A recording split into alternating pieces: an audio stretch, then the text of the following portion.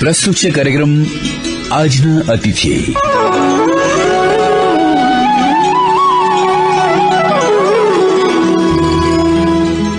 આજના અતિથિ કાર્યક્રમમાં આજે પ્રસ્તુત છે જાણીતા સર્જક અધ્યાપક નિસર્ગ આહિર સાથે ત્રિલોક સંઘાણી અને નિયતિ અંતાણીની વાતચીત. મિત્રો નમસ્કાર. મિત્રો આપનું સ્વાગત. અને નિયતિ, આજે હું એવું કહી શકું કે આપણા બે અતિથિનું સ્વાગત કરીએ કે એક જ અતિથિનું સ્વાગત કરવાનું છે? આપણે આજના અતિથિ એક જ નું સ્વાગત કરવાનું છે. જી, પણ મિત્રો બે વ્યક્તિઓનો પરિચય તો હું આપને તાજો કરાવું. આપણી સાથે છે ડૉક્ટર નિયતિ અંતાણી, આપણા જૂના અને જાણીતા રેડિયો સાથી, અને આપણી સાથે બીજા મિત્ર જે આજના આપણા અતિથિ છે તેઓ છે શ્રી નિસર્ગભાઈ આહિર. નિસર્ગભાઈ, આપને નમસ્કાર. નમસ્કાર. નિયતિ, આપને પણ ફોર્મલ નમસ્કાર એવું આપણે કહી શકીએ, બરોબર? નમસ્કાર ત્રિલોકભાઈ અને શ્રોતા મિત્રો. મિત્રો, આજના આપણા જે અતિથિ છે નિસર્ગભાઈ, એમનો પરિચય હું મારી સમજણ પ્રમાણે આપું તો ગુજરાતીના પ્રાધ્યાપક, સારા લેખક, સારા વક્તા. નિયતિ, આ મેં મારી સમજણ પ્રમાણે નિસર્ગભાઈનો પરિચય આપ્યો. આપ નિસર્ગભાઈનો પરિચય કઈ રીતે આપશો? ત્રિલોકભાઈ, મારે જો નિસર્ગભાઈનો પરિચય આપવો હોય તો એમની લખેલી ખૂબ ગમતી એવી પંક્તિથી હું શરૂઆત કરું. જરૂર.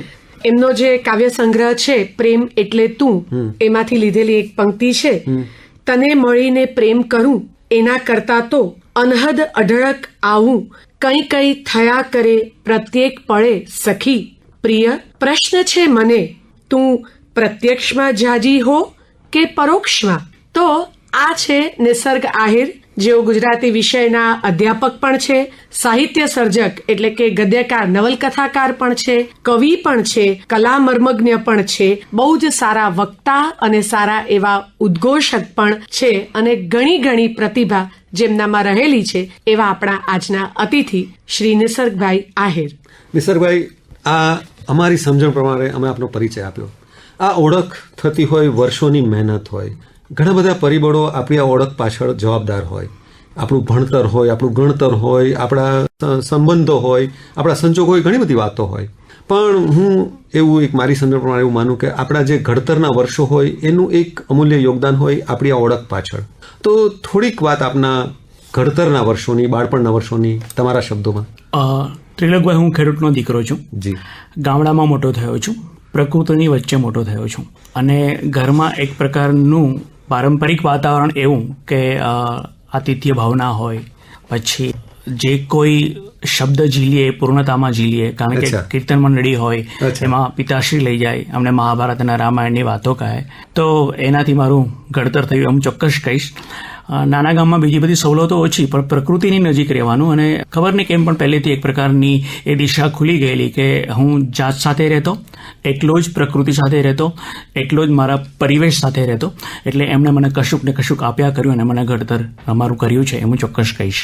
કે આપણે જે પ્રદેશ સાથે જોડાયેલો હોય ને એની પણ એક ખુશ્બુ આપણામાં આજીવન રહેતી હોય.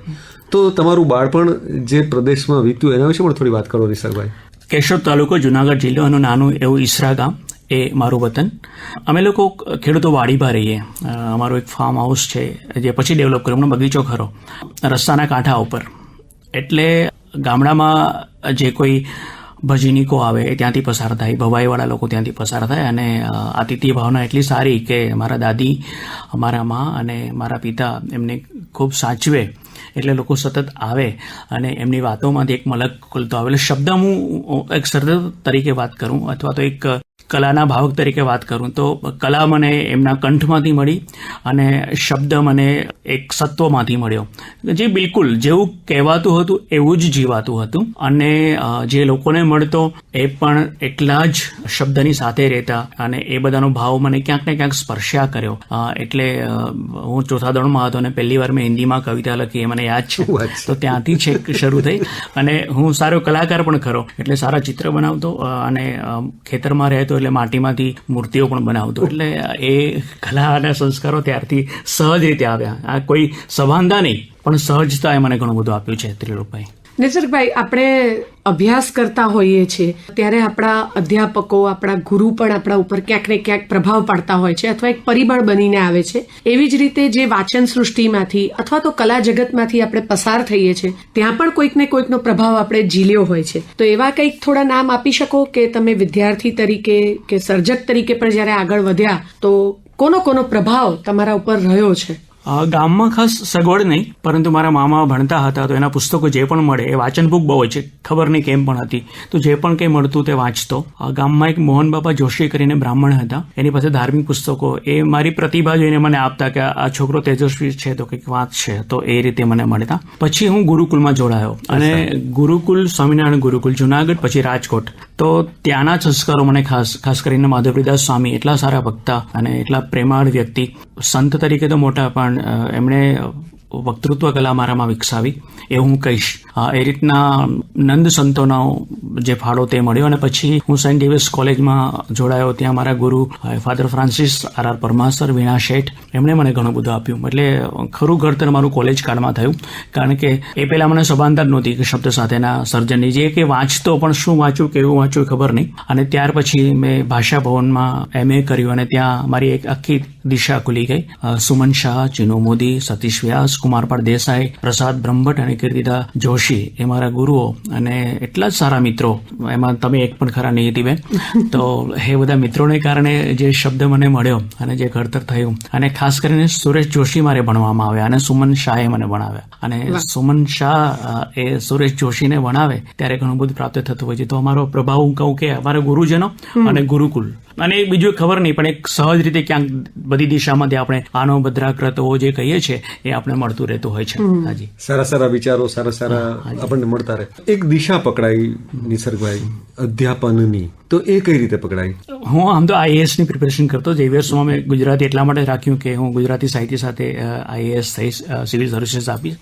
પણ પછી મને થયું કે મારે સૌથી જે નજીકનો સંબંધ એ કલા અને શબ્દ સાથેનો છે, એટલે મને એમ થયું કે મારે અધ્યાપક થવું, એ આજીવિકા નિમિત્તે. પણ બેઝિકલી તો હું વાંચું અને લખું એ જ મારી પ્રિય પ્રવૃત્તિ છે, હજુ પણ એ જ છે. હજી મને મારા ગુરુએ મને ખાસ કેવા અધ્યાપક થવું, જેમ કે સુમન શાહ હોય કે સતીશભાઈ હોય, ચિનુ મોદી હોય, અને વિદ્યાનો આપણે કઈ રીતના અન્યમાં કે સંચરણ કરી શકે એની વધુ શીખ્યો. એટલે મને એમ થયું કે ના, આપણે શબ્દની સાધના તો કરીએ છીએ, પણ એવા ઘણા બધા વિદ્યાર્થીઓ મારા જેવા હશે જે ગામડામાંથી આવતા હશે અથવા જેને પોતાના વિશે ખબર નથી, મારી આ શક્તિને એમાં સંચરિત કરવી એ નિમિત્તે હું અધ્યાપનમાં જોડાયો. અને સર્વ પહેલાં સમર્પણ કોલેજ ગાંધીનગરમાં અને પછી સરકારી નોકરીમાં હું જોડાયો અને એ રીતના અધ્યાપન કાર્ય મારું શરૂ થયું. નિસર્ગભાઈ, તમે અધ્યાપક છો, સાહિત્ય સર્જક છો, આપણે વાત કરી કલાઓ પ્રત્યે પણ તમે સમર્પિત છો. અને એમના ઘરની ત્રિલોકભાઈ મુલાકાત લઈએ તો એમનું ઘર એક સુંદર સંગ્રહાલયથી કમ નથી. પટ્ટચિત્રો એમના ઘરમાં વૈવિધ્ય આપણને જોવા મળે કે શિલ્પકળાના પણ ઉત્તમ નમૂનાઓ આપણને જોવા મળે. અને ગયા વર્ષે લગભગ 5 જેટલા પુસ્તકો પણ આ સંદર્ભના એમના, ખાસ કરીને રતિકલા, કામિની સૂત્રમ, કામકલા, એમની પ્રથમ નવલકથા કાયા અને પ્રથમ કાવ્ય સંગ્રહ પ્રેમ એટલે તું, એનાથી આપણું સાહિત્ય સમૃદ્ધ બન્યું. હવે આ બધી જ વસ્તુ કળા નિસર્ગદત્ત જ હોય છે, પણ તપ માંગી લે છે. તો આ તપનો અનુભવ અમારી સાથે વહેંચો. નિયતિબેન, મેં તમને કહ્યું તેમ બાળપણથી ખબર નહીં એક પ્રકારના સંસ્કાર કલા અને શબ્દ માટેના. અને પછી હું જે વાંચતો ગયો, મારા ગુરુ મળ્યા, મેં તમને કહ્યું તેમ સુમનભાઈ કે સતીશભાઈ કે ચિનુભાઈ, કુમારપાળભાઈ, એ બધા. તો એનું મેં તપ જોયું અને મને થયું કે આ લોકો કેટલી સાધના કરે છે, શબ્દને કઈ રીતના સેવે છે. તો એક વસ્તુ એ. બીજું હું કેટલાક સામયિકો વાંચતો, એમાં ખાસ કરીને નવનીત સમર્પણ, એમાં જે વૈવિધ્ય હતું. હું તો કેકા શાસ્ત્રીને મળ્યો, હરિવલ્લભ ભાણી સાહેબને મળ્યો, તો એ લોકોને જોઈને મને થાય કે આ લોકો કેટલું તપ કરે છે. તો મારે કશુંક ઉમેરવું જોઈએ, મને ભગવાને શક્તિ આપી છે, તો એ નિમિત્તે હું ઉમેરતો ગયો. અને કલા મેં કહ્યું બાળપણથી મારામાં એ કલાના સંસ્કારો ખરા. એટલે પોતે સ્વયં કલા સર્જક, કવિતાઓ લખતો, કેટલીક વાર્તાઓ પણ મેં લખી. 2001માં મેં સંદેશમાં વાર્તાની આખી શ્રેણી પણ ચલાવી, તો એ વર્ષો પહેલાંની બધી વાત છે. અને પહેલું પુસ્તક પણ 2001માં થયું.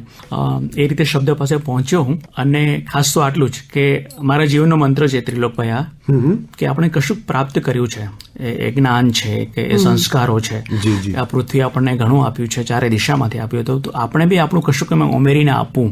અને એટલા માટે હું પ્રતિબદ્ધ રીતે આ કામ કરું છું કે let's do something and let's create a beautiful world. તો એ રીતે હું આમાં મારી પ્રવૃત્તિમાં જોડાયો નિયતિબેન. વાહ. બીજું એક મેં કીધું એ પ્રમાણે કે આ બધું વૈવિધ્ય તો ખરું, પણ સાથે સાથે તમે સંપાદક પણ છો. તમે શબ્દસર નામનું સામયિક પણ સંપાદિત કરો છો, અને હમણાં જ મને લાગે છે કે લાભશંકર પુરોહિત પર શ્રુતિ લાભ કરીને આપનું સંપાદન, એ સિવાય પણ ઘણા સંપાદન તમારી પાસેથી મળે છે. તો એમાં કંઈક સૌથી ગમતું અથવા આમાં ક્યાંક કોઈ સારો વિશેષાંક તમને બહુ મજા પડી હોય અથવા કંઈક અલગ જ અનુભવ રહ્યો હોય, એવું કંઈક અમારી સાથે વહેંચી શકો? મને સંપાદનનું કાર્ય એટલા માટે ગમે છે કે હું મારી રીતે મને ગમતી પ્રવૃત્તિઓને એકત્રિત કરીને લોકોને પીરસી શકું. એમાં તમે મને કહ્યું તો હું ચોક્કસ કહીશ કે મેં કલા વિશે ઘણું બધું કામ કર્યું. એમાં કુમારને 100 વર્ષ પૂરા થયા નિમિત્તે શિલ્પ, ચિત્ર અને સ્થાપત્યના 5 મહાન ગ્રંથો એટલા માટે કોઈ મારું કશું યોગદાન નથી, પણ હું આપી શક્યો, એકત્રિત કરી શક્યો અને પ્રકાશિત પણ થયા. એ રીતે બીજું મારું કામ એ છે કે મેં મહાપુરુષો એટલે બાલકૃષ્ણ દોશી હોય કે માધવરીદાસ સ્વામી હોય કે એવા લોકો પાસે મેં મારો સમય મારો સંસાર એવો એક વિશેષાંક કર્યો. એટલે આ લોકો પોતાના સંસારને કઈ રીતના જુએ છે અને ઘડે છે, એ મારો પ્રિય એવો વિશેષાંક છે શબ્દસરનો. એ ઉપરાંત સ્ત્રી અને પુરુષ શ્રેણીના મેં એવા વિશિષ્ટ 3 અંકો કર્યા, વિશેષાંકો કર્યા શબ્દસરના. એ મને ખૂબ ગમે છે, કારણ કે એની પાસે હું અલગ અલગ નિમિત્ત ઓઝા હોય કે જય વસાવડા કે કાજલ ઓઝા વૈદ્ય, વિનોદ જોશી, સુમન શાહ, આવા બધા અલગ અલગ ક્ષેત્રના એટલે કલાકારો પણ ખરા, સંગીત જેમ કે અમર ભટ્ટ હોય તો એમને પણ આ બધાને સાંકળીને મેં સ્ત્રી અને પુરુષના દૃષ્ટિકોણ કેવા અને કેટલા છે એ લખાવડાવ્યું. તો એ મારી પ્રિય શ્રેણી છે. આવું ઘણું બધું સંપાદન કાર્ય કર્યું, પણ મને તમે પૂછ્યું ત્યારે હું કહીશ કે આ કુમાર, આ સ્ત્રી પુરુષ વિશેષાંક અને મારો સમય મારો સંસાર, એટલા મારા અગત્યના સંપાદન ગ્રંથો છે. નિસર્ગભાઈ, એક જે વારંવાર ચર્ચાતો જે સવાલ છે કે સર્જન તો ઘણું બધું થઈ રહ્યું છે, પણ એનો જે ભાવક વર્ગ છે એ સીમિત થતો જાય છે. આપનો પ્રતિભાવ શું છે? એ તમારી વાત સાચી છે. એના ઘણા બધા કારણો છે, એમાં નહીં જઈએ, પણ હું ચોક્કસ કહીશ કે 2 પ્રકારના લોકો આપણી પાસે હોય છે કે જેમને ખરેખર તરસ લાગે છે. તો એ લોકો જેવી તરસ લાગે જેટલી લાગશે એટલી ત્યાં જશે જ જશે. એટલે આ પ્રવૃત્તિ કદી અટકવાની નથી. પણ મીડિયાના પ્રભાવને કારણે અને બધું સહજ રીતે પ્રાપ્ત થયાને કારણે લોકો જે મહેનત કરે છે અને જે રીતે જોડાય છે એવું થતું નથી, એવું ચોક્કસ હું કહીશ. સાધનો વધ્યા છે, સાધના ઓછી થઈ છે, આ એક સત્ય છે. તો આનો કોઈ ઉકેલ મારા તમારા હાથમાં શું ઉકેલ હોઈ શકે? આપણે શું કરી શકીએ કે જેથી આપણે કંઈક પ્રદાન કર્યું? બસ માહોલ વધારતા જાઓ, વાતાવરણ મળવું જોઈએ. જેમ આપણે ટેકનોલોજી અત્યારે સહજ ઉપલબ્ધ છે, એમ આ જ્ઞાનની પ્રપા કે પરબ જેટલી થશે. અમદાવાદમાં તો સદનસીબ છે આપણું કે ઘણું બધું થતું રહેતું, એને કારણે જોડાશે. જેમ કે અભિવ્યક્તિ કરીને આખું જે ચાલે તો મને યુવાનો જે રીતે જોડાય તો મને એક આશા સૂજે છે, નવી દિશા દેખાય છે. એવું ઘણું બધું થઈ શકે. વધારે ને વધારે પ્રવૃત્તિ કરીશું તો લોકોને સર્જન કરવું ગમે છે, જોડાવવું ગમે છે, માત્ર તક આપવી જોઈએ. આપણી જૂની પેઢીના લોકો કરે જ છે, મારે નવી પેઢી વિશે વાત કરવી કે એ લોકોને પ્રવૃત્ત કરવા હોય તો એની કક્ષાએ જઈને એનો હાથ પકડીને પહેલાં હાથ પકડવાનો, પછી આપણે દિશાએ દોરી જવાના, એ કામ કરવાનું છે. એટલે યુવાનો જોડાય જ છે, નથી જોડાતા એવું નથી, માત્ર એને વાતાવરણ કે પરિવેશ આપણે પ્રાપ્ત નથી કરાવી શક્યા. એ આપણી કક્ષાએ ખામી છે, હું ચોક્કસ કહીશ. બીજી એક વાત કે તમારો પ્રથમ કાવ્ય સંગ્રહ પ્રેમ એટલે તું એ બહાર આવ્યો અને બહુ સરસ અછાંદસ રચનાઓ એની અંદર છે, અને જેને કહેવાય કે એક લાઘવ તો જોવા મળે જ છે, પણ નાજુક શબ્દ જેના માટે આપણે વાપરીએ, કારણ કે મને નાજુક શબ્દ ઘણી વખત કાંતરી કવિતામાં બહુ સરસ રીતે જોવા મળતું હોય છે. તો હું કહું એના કરતાં તમે એમ તમારી દ્રષ્ટિથી આ કાવ્ય સંગ્રહની થોડીક વિશેષતાઓ અથવા તો તમને કંઈક શા માટે આ કાવ્ય સંગ્રહ એવું કંઈક પ્રકાશ પાડી શકો તો, અથવા કઈ રીતે આ કવિતાઓ આજના ટ્રેન્ડમાં અલગ પડે છે? આ એક સારો પ્રશ્ન નિયતિબેન. પ્રેમ છે ને ઘણીવાર સ્થૂળ બનતો હોય છે કવિતાઓમાં કે સાહિત્યમાં. એટલે આપણે એમાં શારીરિક જાતિ, આવેગ અને પ્રેમને અલગ નથી કરી શકતા. પણ મારો સંસ્કૃત સાહિત્યનો, પ્રાકૃત સાહિત્યનો અભ્યાસ ખૂબ છે અને એમાં પ્રેમની સૂક્ષ્મતા બહુ છે. એટલે મને એમ થયું કે વ્યંજના કે ધ્વનિ એ આપણો બહુ મોટો એવો કલાનો ભાગ છે. તો વ્યંજનાના સ્તરે પ્રેમની સૂક્ષ્મતા કઈ રીતના પ્રગટ કરી શકાય, તો એવું પહેલાં ફીલ કરતો હતો, પણ મને એમ થયું કે મારે આ પણ પ્રયોગ કરવો જોઈએ.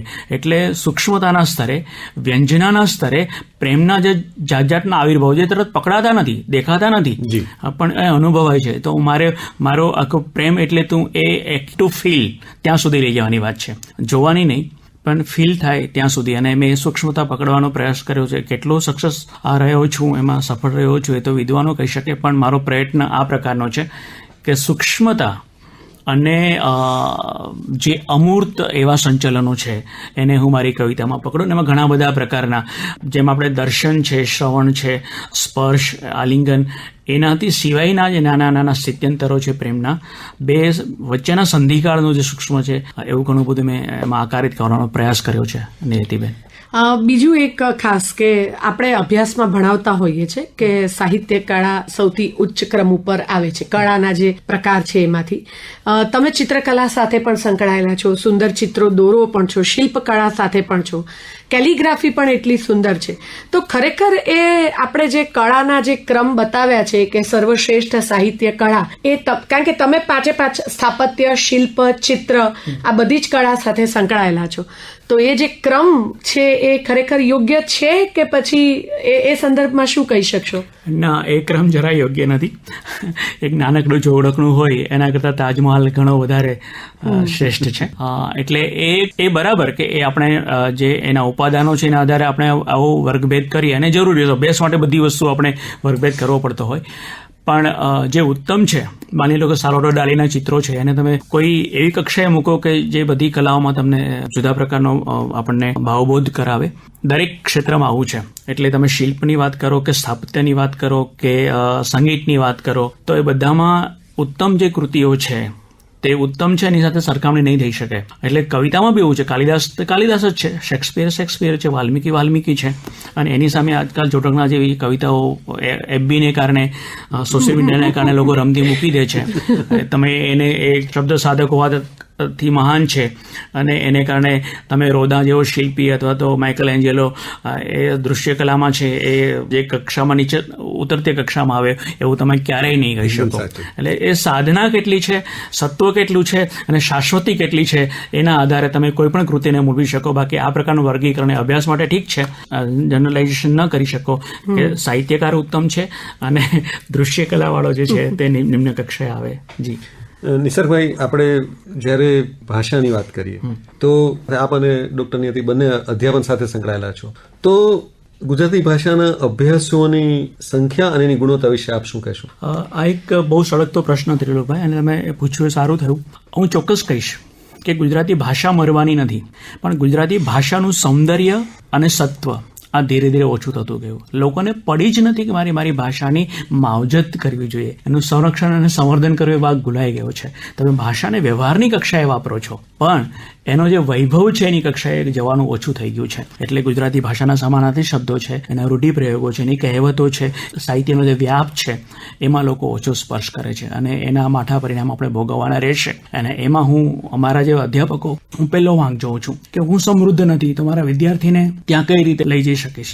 ખબર નહીં, મીડિયાનો પ્રભાવ આવી થઈ રહ્યો છે, એને કારણે આ બની રહ્યું છે. પણ શબ્દનું સત્વ અને સૌંદર્ય એની સાધના કરવી જરૂરી. બિલકુલ. એટલે ભાષા, હું ચોક્કસ કહીશ કે આપણે ભાષા વૈભવ ઓછો થયો છે, વ્યાપ વધ્યો છે. ગુજરાતી જ્યાં વસતે ગુજરાતી ત્યાં સદાકાળ ગુજરાતી, સાચું છે. આખા વિશ્વમાં ગુજરાતીઓ વિસ્તર્યા, અને કારણે ગુજરાતી વિસ્તરી છે, પરંતુ ભાષાનું સત્વ અને સૌંદર્ય ઓછું થયું છે, નંદવાયું છે, ચોક્કસ છે, અને એમાં આપણે કારણભૂત છીએ. બીજી વાત એ કહીશ કે ભાષાને આપણે પ્રાયોગિક રીતે ક્યાંય પ્રયોજી શકતા નથી. નોકરી શું કરવાની ગુજરાતી ભણીને પછી? તો સરકારે પણ, તંત્રે પણ વિચારવું જોઈએ કે ભાષાની સમૃદ્ધિ માટે શું કરી શકાય. એને માટેને ખાસ કંઈક પ્રાવધાન હોવું જોઈએ, નહીં તો લોકો જશે જ નહીં. આ વાત છે. ટેકનોલોજીને જેટલું મહત્વ મળે, જેટલું આ ફાઇન આર્ટ્સ એને મહત્વ ઓછું મળે, અને આવનારા દિવસોમાં એ ભયંકર પરિણામો લાવશે.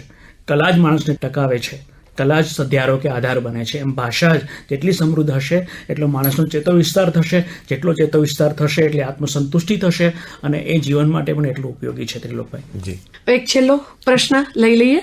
નવલકથા કે કાવ્ય? બંને, પણ કાવ્યને પહેલું સ્થાન આપીશ.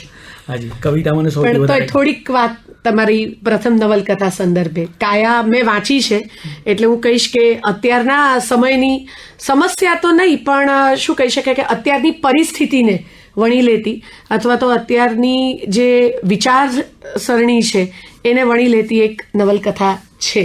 તો એ કેટલી નજીક અથવા કયા અનુભવમાંથી એ બહાર આવી છે?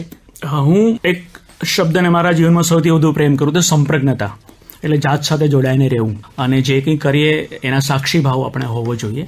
એટલે હું વિચારું છું કે કાયા એટલે માણસનું શરીર, એના કેટલા બધા આયામ છે અને દિવસે દિવસે આપણે સ્થૂળ રીતે કાયાને પકડીએ છીએ, પણ એના જે સૂક્ષ્મ સંચલનો છે એનાથી આપણે દૂર રહીએ છીએ અને એ કેટલા સુંદર હોઈ શકે છે એ મેં મારા પાત્રો દ્વારા વ્યક્ત કરવાનો પ્રયાસ કર્યો છે. નિયતિબેન, એવું છે, તમે વાંચી તમને ખબર છે કે મુંબઈનો આધાર લઈને જે લોકો અભિનય સાથે જોડાયેલા છે, જે લોકો મોડેલિંગ સાથે જોડાયેલા છે, ફોટોગ્રાફી સાથે જોડાયેલા છે, કે જેમાં કાયા કેન્દ્રમાં છે, એવા લોકોને લઈને મેં એ કાયાની સૂક્ષ્મતા સિદ્ધ કરવાનો પ્રયાસ કર્યો છે અને કાયાથી મૂલ્ય સુધી આપણે પહોંચીએ અને મૂલ્ય જ સર્વશ્રેષ્ઠ છે એવું કંઈક સ્થાપિત કરી શકું એવો મારો પ્રયાસ રહ્યો છે. મોટી નવલકથા છે, વિગતે વાત નહીં કરી શકું, પણ મારો આશય આટલો છે કે ભગવાને જે કલેવર આપ્યું છે, રૂપ આપ્યું, રૂપ એટલે આકૃતિ કે આકાર આપ્યો છે, અદ્ભુત છે, તમે એને ક્યારેય અવગણી શકો નહીં. પણ માણસે જેમ અન્ય સાધના કરવાની છે એમ કાયાને પણ સિદ્ધ કરવાની છે, અને તો આપણે કાયાના જે સૂક્ષ્મ એવા જે તરંગો છે એને પામી શકીશું અને એ જ આપણા કર્મમાં અને આપણા વિચાર અને આચારમાં વ્યક્ત થતા હોય છે. એને મેં પ્રતિકાત્મક રીતે પાત્રો દ્વારા દર્શાવવાનો પ્રયાસ કર્યો છે. નિસર્ગભાઈ, તમે એક રીતે જો તો બહુ સરસ સંદેશ આપી દીધો, પણ અંતમાં આપણે એવું કરીએ કે તમારી પ્રિય પંક્તિઓ સાથે સમાપન કરીએ. તો એ તમારી સ્વરચિત પંક્તિઓ અથવા તો તમે જેની સાથે સતત જોડાયા રહેતા હોય એવી પંક્તિઓ આપણે સમાપનમાં શ્રોતા મિત્રો સાથે વહેંચીએ. મને મારી કવિતાઓ યાદ નથી રહેતી હોતી, પણ મારા પ્રિય કવિઓ ઘણા બધા છે. એમાં સુરેશ જોશી અને રમેશ પારેખ, રાજેન્દ્ર શુક્લ, આ ત્રણને રમેશ પારેખની કવિતા સાથે હું સમાપન કરું કે દરિયામાં હોય એને મોતી કહેવાય છે, તો આંખોમાં હોય તેને શું, અમે પૂછ્યું લે બોલ હવે તું.